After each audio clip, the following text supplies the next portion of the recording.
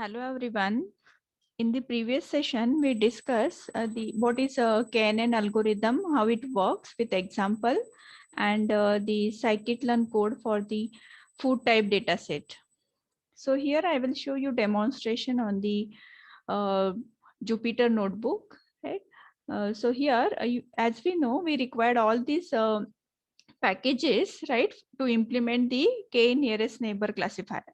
So pandas library we required for the uh, data analytics, then NumPy we require for the numerical computing, Matplotlib for plotting the graphs, and sklearn we required for KNN classes, right? So here in the previous session, we discussed the this scikit-learn code for the food type data set. So here my X contains what my all the features and their values. So my features are here sweetness and crunchiness of the food, right? So it is a two-dimensional data here, and Y always represent here the class label. This is the requirement of the Python library or Python uh, programming language. In the scikit-learn package, your data set must be divided into two arrays, that is X and Y, where X contains what always the my values of input features, and Y always contain what the target values. Target values are nothing but the class label, right? So class label values we stored in the Y label. So if my algorithm is a supervised learning algorithm or classification algorithm, always we use two variables X and Y. If my algorithm is an unsupervised learning algorithm, only we use the X variable, right? Because we don't require the labels here for the unsupervised learning algorithm. So in the previous session, we discussed this, and here you know that for implementing the KNN classifier, we need to import here K neighbors classifier class from the sklearn.neighbors package. Right, so always we use from clause here, from sklearn.neighbors import K neighbors classifier. Then we can create the object of this class, right? So classifier is the name of my object, and the parameter that we need to pass to this class is what my number of neighbors, right? So n underscore neighbor is the inbuilt parameter. The spelling should be n underscore neighbors, right? If you make mistake in the spelling, you will get error here. So equal to 3 is the user defined parameter. Again, it is your role to find out the optimal value of this number of neighbors, right? So like your elbow method that we use in the k-means clustering techniques, here also you use here the method to find out the optimal number of neighbors for the better accuracy, right? So here again you can, again the value of k is what, root n. N is nothing but the number of samples in the data set. Or you can use another method, what, that by trying the different values of neighbors, you can analyze the performance of your classifier with these different values of k, and you can find out the best value of the k here, right? Then the fit function we use to run or execute my KNN classifier, right? And with this data set X and Y, right? So this fit function will execute the KNN classifier algorithm. Then after building this model, you can store your query into the variable that you can pass to the predict function. Again, predict function is defined inbuilt under this object of the k neighbors classifier, right? So classifier.predict will give you the class label, predicted class label for my query. My query name is tomato. This 6 and 4 is the sweetness and crunchiness of this tomato, right? So similarly, we are predicting here the class label for the carrot with the sweetness 4 and crunchiness 9, right? So I hope student you are clear with this, right? So this is our problem statement. This is our problem statement for given in the syllabus, right? So what is my problem statement? In the following diagram, let blue circle indicate the positive examples and orange square indicate the negative examples. So we want to use here KNN algorithm for classifying the points. So if k equal to 3, find the class of 0.66. Also query point is given in the problem statement. Extend the same example for distance weighted KNN and locally weighted averaging. So actually there are three different categories of the KNN algorithm. First one is the general KNN that we discussed in the previous session. General KNN. Then second one is the weighted distance KNN. Second type is what?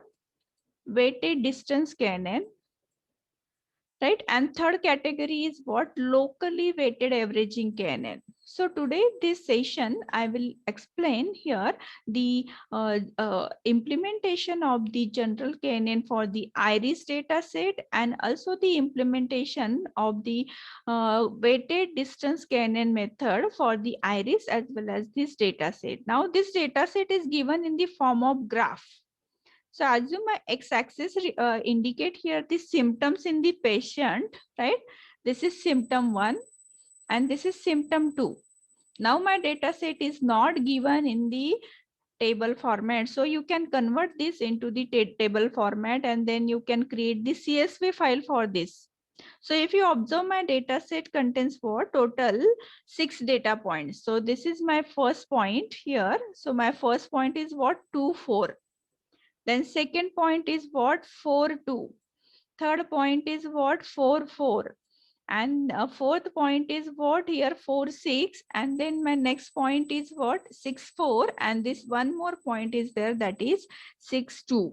So if you observe, there are 4 yellow points and circles, right? And 2 blue circles. So blue circles, as it is given in the problem statement that assume my orange square indicate the negative samples, right? My orange indicate what? Negative samples. These are the patient with the result negative, and the blue circles indicate the positive samples, right? And my blue circle indicate what? The positive samples. So I have converted this data set into the table. So X and Y, so 2, 4 negative, 4, 6 negative, 4, 4 positive, and so on. And also in the problem statement, it is mentioned that my query point, find the class of the query point 66, right?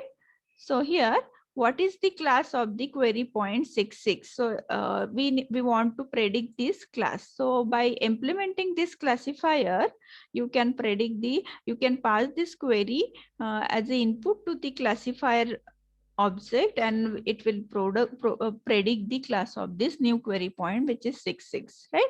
What else is given in the problem statement? That is my value of k.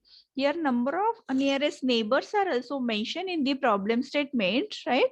So k value is 3. So we need to identify here what 3 nearest neighbor first, and we use the voting algorithm to find out the majority of the class, to find the majority of the class. Now here, what is the weighted distance KNN algorithm? See student, if you take the same example here, right? If you find in the diagram here, if you find in the diagram, here my 3 neighbors are this, and my query point is this. This is my query point, right? My query point is this, and if these are the 3 nearest neighbor for my query point, out of these 3, if these are 2 positive samples and one is, assume, negative samples, assume my number of neighbors are 4 here. To discuss this weighted distance KNN algorithm, assume my 2 samples are positive and 2 neighbors are negative. So there is a tie. So what will be the class for my query point, right? Because there is a tie. There is a, if we use here weighting algorithm, sorry, voting algorithm, so there will be tie, and it will be actually difficult to predict the class of the query point, because 2 are there for positive class and 2 are there from the negative class. So then we can use here distance weighted KNN algorithm, right? So we can assign, actually, you know that all the query do not have this equal distance, right? So query, those are having the distance which is having the closest distance will have the high weightage. Assume the distance of this point from this query is 1, this distance is 2, this distance is 3, and this distance is 4. So here, if you observe, if you sum up these weights, right? So if you sum up the weight of these two distances, right, then it will be less than this 2. Right, so we use here weighted distance. In that case, your weighted distance works better because here we assign the weight to the distance. So here, what is the method for a weighted distance algorithm? Just I want to explain here. After computing all the distances, you know that in the KNN algorithm, we first compute the distance of query point from all its data sets points, right? And then finding the k nearest neighbors, and also we find the k nearest distances that we discussed just now, and then we use the voting algorithm to determine the predicted class. So here, but this predicted class, just by using this voting algorithm, does not work when there is a tie, right? Also, sometime my even though there is no tie, right, my general KNN algorithms predicts the wrong results, right? And in that case, that drawback of this general KNN algorithm is overcome by the weighted distance KNN algorithm. Right, so here how it works, here we calculate the inverse weight weights for all the distances, right, of for this neighbor points, right? And for example here, for example, if these are the 6 distances, this is another example. So assume these are my distances calculated for 6 neighbors in my data set from my query point. So assume these are the label associated with this 6 distances. For example, first distance data point is having what? My 0 class label, second also 0, third is 1, then 2, here 0, 2. So if you use here voting algorithm, so majority is 3 for the class 0. Assume there are 3 class labels, 0, 1, 2. Right. So for 0, voting is high, and then my new query will belongs to this 0 class as per my general KNN classification algorithm. Right. But here, if you calculate the distance here, right, there are 2 points, those are having the class label 2. Right, and 3 points having the class label 2. So if you calculate the inverse of these distances, you know that we have calculated the distance of every neighbor from its query point. So you take the inverse of this, right? So you compute the inverse of each distance, find the sum of all these inverses. So how many distances are there? Actually 6, right? So D1, then you find out the sum of all these distances, find out first inverse of all these distances. So 1 divided by D1, 1 divided by D2 plus 1 divided by 3, D3 and so on. So for all these 6 data point, you will find the inverse distances and you will compute the sum of all the distances, right? Then after calculating the sum of the inverses, right, then we divide each inverse by the sum. Divide each inverse, this is one inverse for the first neighbor point, right? So divide this by the sum of all this. Assume this sum is S, right? So divide each inverse by the sum, then you will get the weight of this each inverse here. I hope student you are clear with this, how we calculate the weight of the every distance.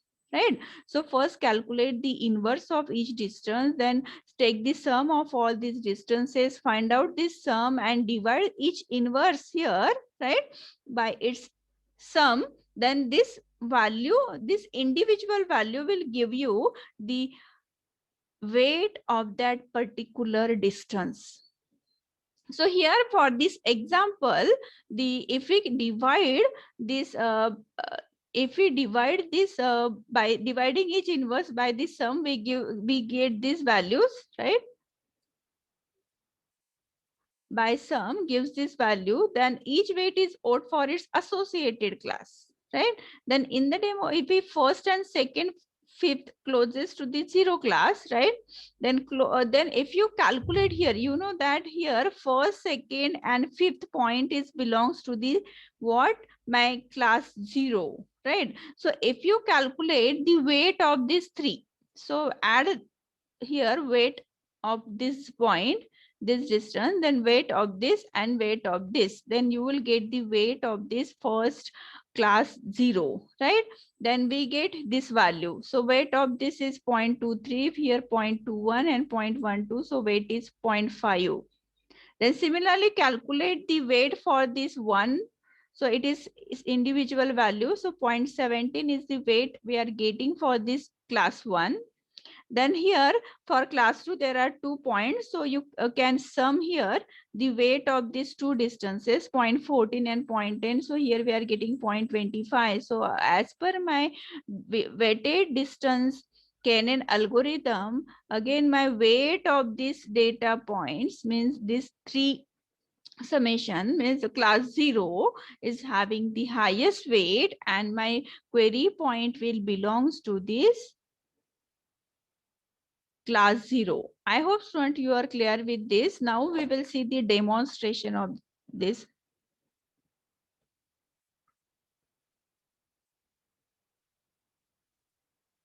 So I have started my Anaconda here, right? And I have opened the Jupyter notebook. So first we will see the KNN algorithm implementation on IRIS dataset, right?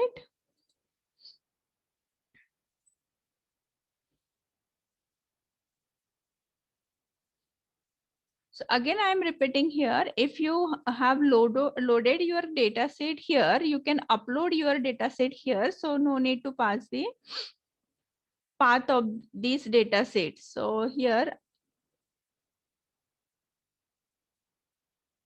is my simple algorithm using IRIS data set.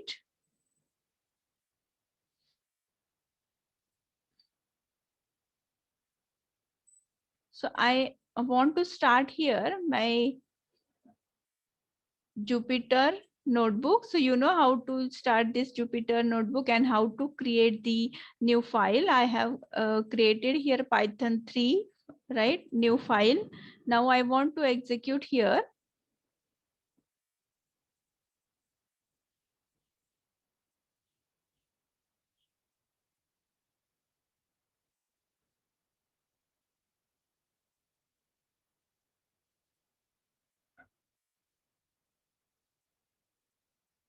So here we need to import all the required packets, right? As usual. So I'm importing all the required packages here. NumPy, pandas, sklearn.neighbors, import kneighbors classifier. So initially itself you can import these packages. So here my inbuilt class for the k nearest neighbor classifier is capital K, then N, right? Means k neighbors classifier, C is capital here. Then which is defined under which package of sklearn library, sklearn.neighbors, right? So there will be question. What is the inbuilt package for k neighbors classifier, or what is the inbuilt class name for this k nearest neighbor classifier, right? So you need to import this package. Then here we want to measure the accuracy of the classifier. So you can divide your data set into training and testing set, right? So for that we need to import here train underscore test underscore split method from sklearn.model underscore selection. In the previous session already we have discussed this, how to divide the whole data set into the training and testing data set, and after that we use this shuffling to avoid the bias in the data set, right? So here my this function is defined under this package model underscore selection, right? So you remember this, student. And actually there are two different methods, right? Three different methods that we have learned in the DMW subject also, for measuring the or testing the accuracy of the model. First one is holdout method. In the holdout method, we divide the data set into the two sets only. My whole data set we divide into two sets. That is, for example, 20% data we take into the testing data set and 80% into the training data sets. And on this data set, on these two folds only, we build the model. On the training data set and testing data set, we use to measure the performance of the model, right? And in the second method, that is k-fold cross validation method, right? You can read my video that we discuss in the DMW lecture, right? So here actually we, instead of only two sets, we create the different folds on the whole data set without losing any information from the training data set, right? So we try this model implementation on the different folds and measure the accuracy for different fold, and we take the mean of all this accuracy to calculate the final value of the accuracy, right? So now I will show you demonstration for the holdout method. You try for the k-fold cross validation method, right? Also sampling method is there, random sampling that you can use to create the random data points into the training and testing data set, and that is a combination actually random sampling plus your k-fold cross validation method, right? So, and also we need to calculate here the accuracy, confusion matrix and F1 score. So you can import these packages, right? Which are defined under sklearn.metrics package of the scikit-learn library, right? So accuracy underscore score will give you the accuracy a score of your model. Confusion matrix will display you the confusion matrix of your data set, means your model, and your F1 score also you can obtain with the help of F1 underscore score method. So these packages you need to import here. So if you run this, there is no error. Then next I want to import my data set. So now see student, my data set I have already uploaded into the home folder here. So no need to give the path of this. If your data set is stored on the desktop, so you can mention the complete path.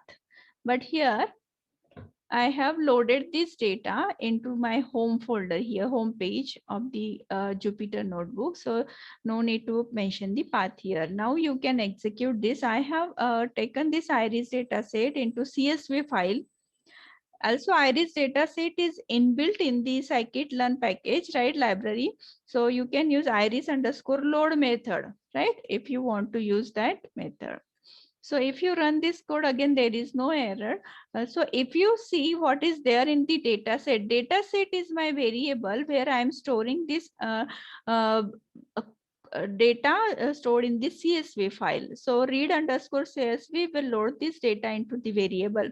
So if you see data set, right, you can find there are 4 different features, right? That is cephal length, cephal width, petal length, petal width. And my 5th column is what?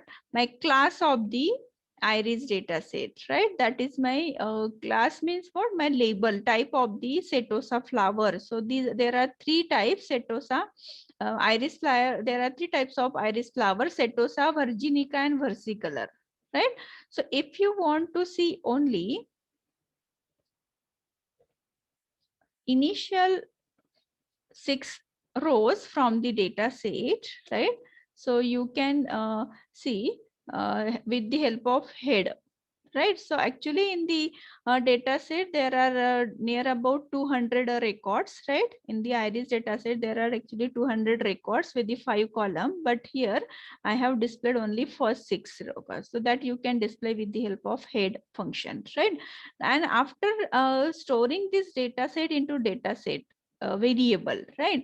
Now I have divided this data into X and Y variable. So my X variable contains what? My input features, right?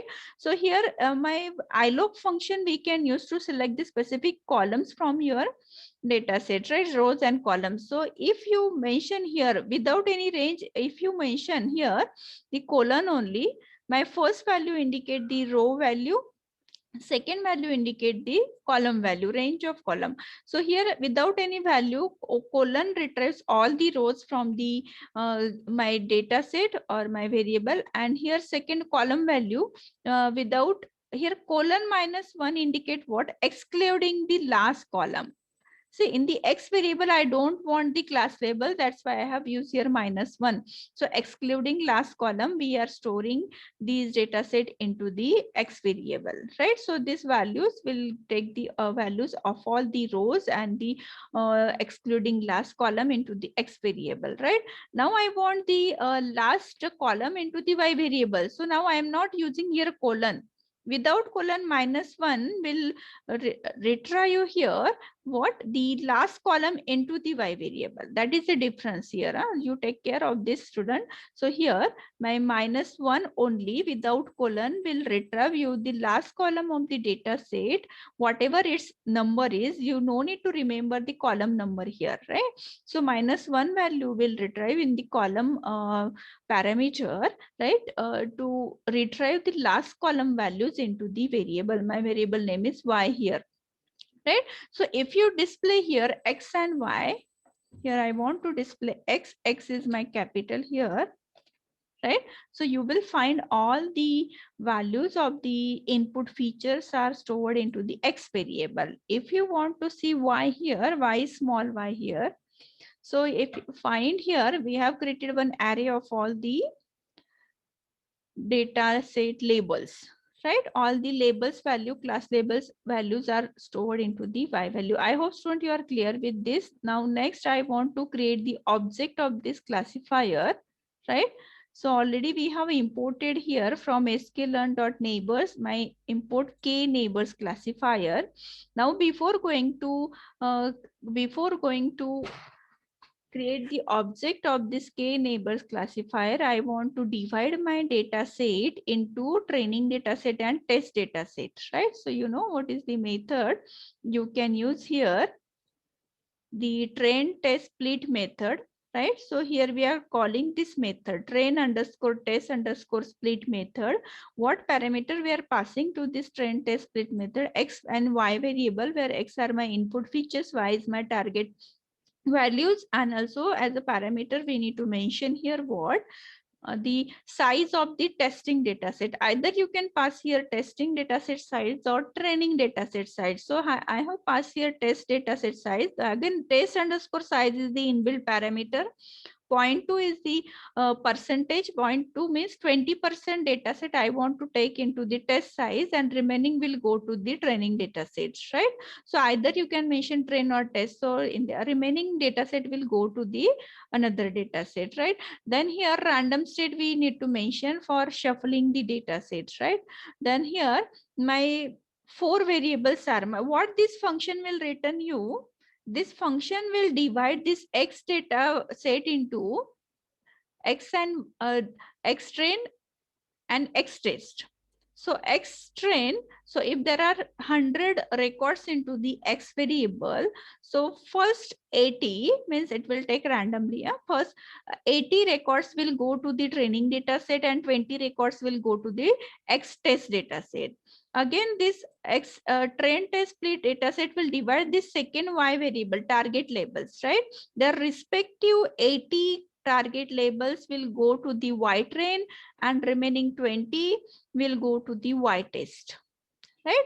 And that we are storing into these 4 variables. So X underscore train, X underscore test, Y underscore train, Y underscore test. I hope, student, you are clear with this. So if you execute this, there is no error, right? So also you can display the values of X train, X underscore train, all the variables. You can find what values are there. So only 80 records are there here.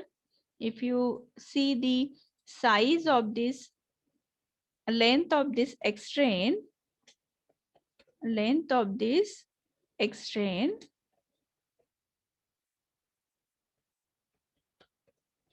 So it will be now total 200 records are there in my data set. So 119 records are given are uh, assigned to the extrain data set, right, variable, and remaining will be in the X test, right? So if you display here X test variable also, length of X test, then here you will find remaining 30 records are into the X test variable. Similarly, your Y train and Y test will have 80 and 20% records of the target labels, right? I hope student you are clear with this. Now you can create the object of the classifier, right? So here is the method for creating the object of this classifier. Classifier is the name of my variable, and k neighbors classifier is my inbuilt class. Here n neighbors is my parameter, and number of neighbors are 3. So for iris flower, my suitable value is 3 because there are 3 types. That's why I have given 3. So if you run this, there is no error, right? And now you can use this object to feed the model, right? So feed function you can use here, that is defined under the classifier to execute the KNN algorithm. Feed function on what? X-train and Y-train. You know that always we pass the training data set to build the model, right? So only X-train and their respective uh, target label into the Y-train we are passing to train the model, right? So feed function will execute the KNN algorithm here. Now my model is ready. Now I can create here the query points. Now my query means test data set. I want to predict the class of the testing labels, right? So my classifier.predict function will predict the class of this X-test data set, right? In X-test, 20% records we have stored, and that we are assigned to the Y predict array, right? So if you run this, and if you want to display this Y underscore pred, you will find the predicted class for this Y underscore predicted class by this model, right? For this X test data set. So this is my predicted class. And you can compare this predicted class with this Y test data set, right? So Y test is actually my actual class labels, right? That you can compare with this Y prediction. Here we are not passing Y test, right? So my Y test variable contains the actual class label, and these are the predicted class labels. So if you find here Y test, right? So these are the actual labels and these are the predicted labels. So you can find here for first my classified predicted class is correct, for second it is correct, for third it is correct, fourth, fifth, sixth also correct, right?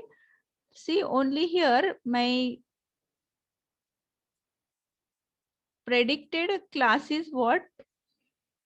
Versicolor here, fourth, 1, 2, 3, 4, Virginica, right? For this record, my predicted class is Virginica, but here it should be versicolor. So this record is wrongly predicted. You can observe, student, this record is wrongly predicted, misclassified record, right?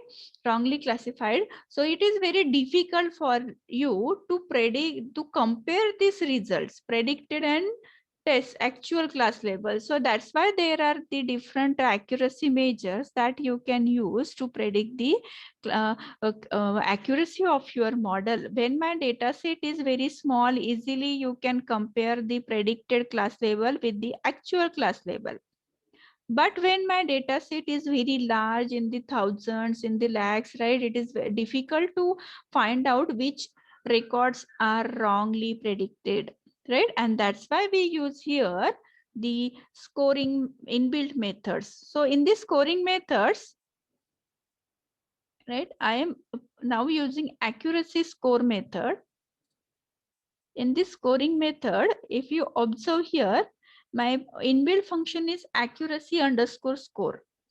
and I'm passing which parameter to this scoring function, that is y underscore test and y underscore predicted. So y underscore test is my actual label and y underscore prediction is my predicted class label by the model. So if you print this, you will find the accuracy, that is 93% accuracy. Means out of this 93% records are correctly classified by the model, means 7% records are there, those are wrongly classified. That also you can find in this result also, right?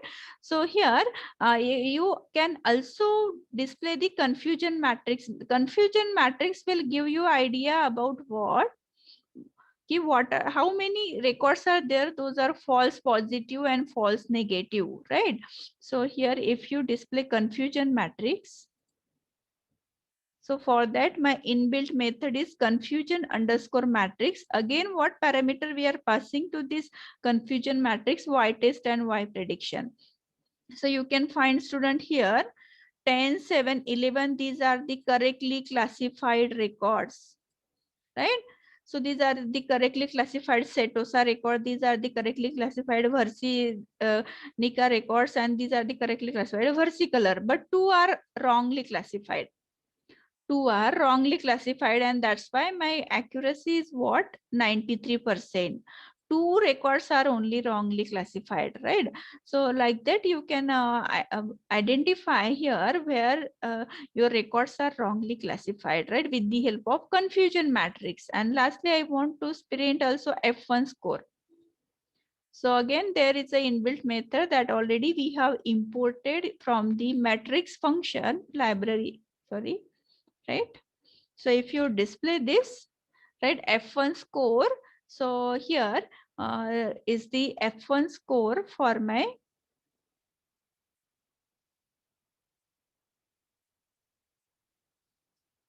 correctly classified